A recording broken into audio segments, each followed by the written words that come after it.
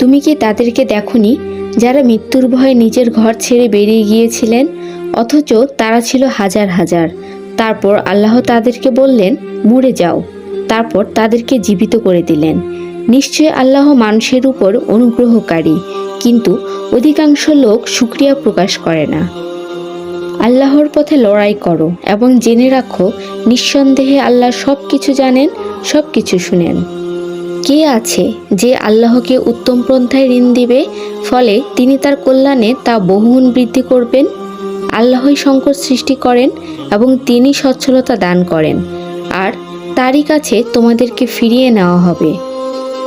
মুসার পরে তুমি কি বনি ইসরায়েলেদের একটি দলকে দেখোনি, যখন তারা বলছে নিজেদের নবীর কাছে যে আমাদের জন্য একজন বাদশা নির্ধারণ করে দিন, যাতে আমরা আল্লাহর পথে যুদ্ধ করতে পারি।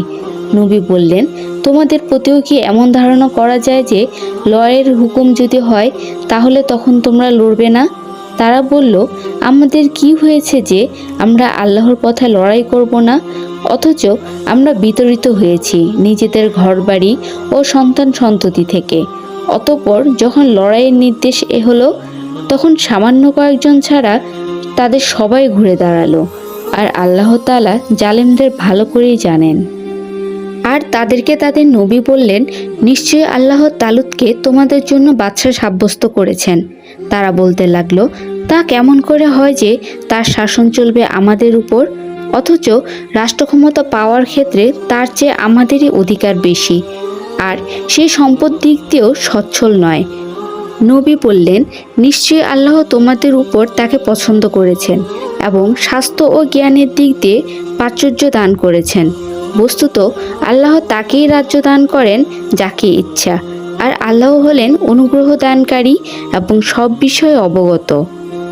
তাদেরকে তাদের নবী আরও বলল, তালুতের বাদশাহীর আলামত এই যে তোমাদের কাছে সেই সিন্দুক ফিরে আসবে, যার ভিতর তোমাদের প্রতিপালকের পক্ষ হতে প্রশান্তির উপকরণ এবং মুসা ও হারুন যা কিছু রেখে গেছে তার কিছু অবশেষ রয়েছে।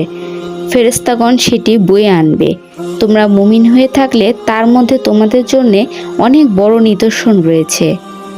অতঃপর তালুত যখন সৈন্য সামন্ত নিয়ে বেরুলো, তখন বলল, নিশ্চয়ই আল্লাহ তোমাদিগকে পরীক্ষা করবেন একটি নদীর মাধ্যমে।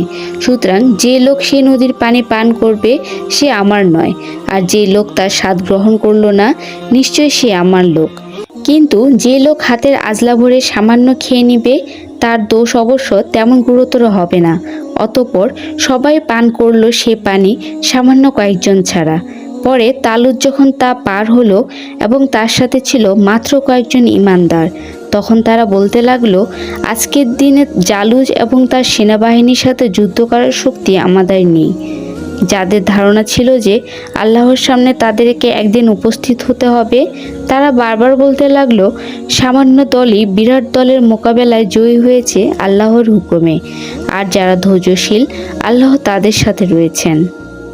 আর যখন তালুত ও তার সেনাবাহিনী শত্রুর সম্মুখীন হলো, তখন বলল, হে আমাদের পালনকর্তা, আমাদের মনে ধৈর্য সৃষ্টি করে দাও এবং আমাদেরকে দৃঢ়পদ রাখো, আর আমাদের সাহায্য করো সে কাফের জাতির বিরুদ্ধে। তারপর ঈমানদাররা আল্লাহর হুকুমে জালুতের বাহিনীকে পরাজিত করে দিল এবং দাউদ জালুতকে হত্যা করল। আর আল্লাহ দাউদকে দান করলেন রাজ্য ও অভিজ্ঞতা, আর তাকে যা চাইলেন শিখালেন। আল্লাহ যদি একজনকে অপরজনের দ্বারা প্রতিহত না করতেন, তাহলে গোটা দুনিয়া বিধ্বস্ত হয়ে যেত। কিন্তু বিশ্ববাসীর প্রতি আল্লাহর একান্তই দয়ালু, করুণাময়। এগুলো হলো আল্লাহর নিদর্শন, যা আমরা তোমাদেরকে যথাযথভাবে শুনিয়ে থাকি, আর আপনি নিশ্চয়ই আল্লাহর রাসূলগণের অন্তর্ভুক্ত।